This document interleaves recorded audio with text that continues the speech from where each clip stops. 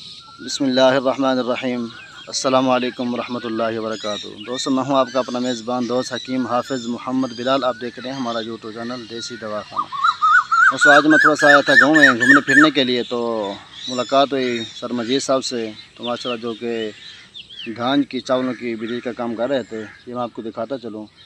تو وہ کہنے لگے کہ حکیم صاحب ہمارا ایک چھوٹا سا مسئلہ ہے، تو میں نے کہا جی بتائیں، تو پھر انشاءاللہ جو بتاتے ہیں تو اس کا حل بھی نکالتے ہیں۔ جی السلام علیکم۔ بھائی بلال صاحب، گرمی زیادہ ہے، بہت شدید گرمی ہے، بجلی آندھی ویندی رہ ویندی ہے، لائٹ بہت رات ڈے پریشان کی کھڑی ہے، تے بال چھوٹے چھوٹے کو پت نکلی پئی ہے، وڈے بندے کو سارا کو جسم دے نا چھوٹی چھوٹی پت نکلی پئی ہے، رات کو سمجھ نہیں آندا، ڈے کو سمجھ نہیں آندا، بہت پریشانی تھی پئی ہے۔ تے اندی کوئی پاؤڈر شوڈر یا کوئی دوائی شوائی دسو آ کہ چلو مالش بندے کرنا، کوئی سیرم شیرم دسو آ کوئی۔ یہ پت جری ہے بہت پریشان کی تھی پئی ہے، بالاں کو چھوٹیاں کو وڈیاں کو، گرمی دی وجہ تو پت نکلی پئی ہے۔ اندے بارے کوئی تساں دسو آ کوئی دوائی شوائی یا کوئی پاؤڈر شوڈر، کوئی سیرپ شیرپ یا کوئی دوائی کوئی ہے جائیں کہ بالاں کوئی آرام آ ونجے، پت جری نکلی پئی ہے، وڈیا بندہ کو بہت نکلی پئی ہے پت۔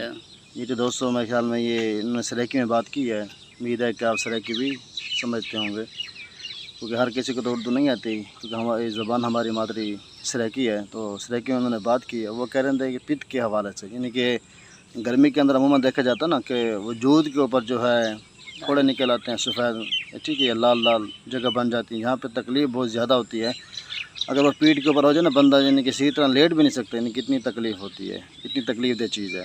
تو وہ کہہ رہے ہیں کہ اس کے حوالے سے ہمیں کوئی نسخہ بتا دیں۔ تو دوستوں، آپ نے کرنا کیا ہے کہ سرسوں کا تیل جو گھروں کے اندر عام مل جاتا ہے، سرسوں کا آئل، اور 50 گرام آئل ہو، اس کے اندر تقریباً آپ نے جو ہے 10 گرام جو ہے میٹھا سوڈا آپ نے ڈال لینا ہے۔ یاد رکھیں کہ گرمی کی وجہ سے یہ نیچے اکثر لہسن پائے جاتے ہیں، جگہ جو بالکل لال ہو جاتی ہے، الرجی خارش بہت زیادہ ہو جاتی ہے، کیونکہ پسینہ اتنا چلتا ہے نا، اس کی وجہ سے خارش الرجی بہت زیادہ ہو جاتی ہے۔ ایک تو اس میں نہانے کی کوشش رکھیں کہ جتنا ہو سکے نہایا کریں۔ دوسری بات یہ ہے کہ نہانے سے پہلے جب آپ نہانے جاتے ہیں نا، وہاں پر جو ہے آپ نے جاتے ہوئے یہ تیل اور یہ میٹھا سوڈا یہ دونوں مکس کر لیں۔ مکس کرنے کے بعد آپ اسے پورے وجود پر لگیں، ٹھیک ہے، 10 سے 15 منٹ ٹھہر جائیں آپ، اس کے بعد آپ نہائیں، انشاءاللہ یہ پت آپ کی یہ خارش الرجی آپ کی ختم ہو جائے گی اللہ کے حکم سے۔ پھر ملتے ہیں انشاءاللہ نیکسٹ ویڈیو میں، تب تک دعا ہے کہ اللہ آپ سب دوستوں کو اپنی حفظ و امان میں رکھے۔ جزاک اللہ خیرہ۔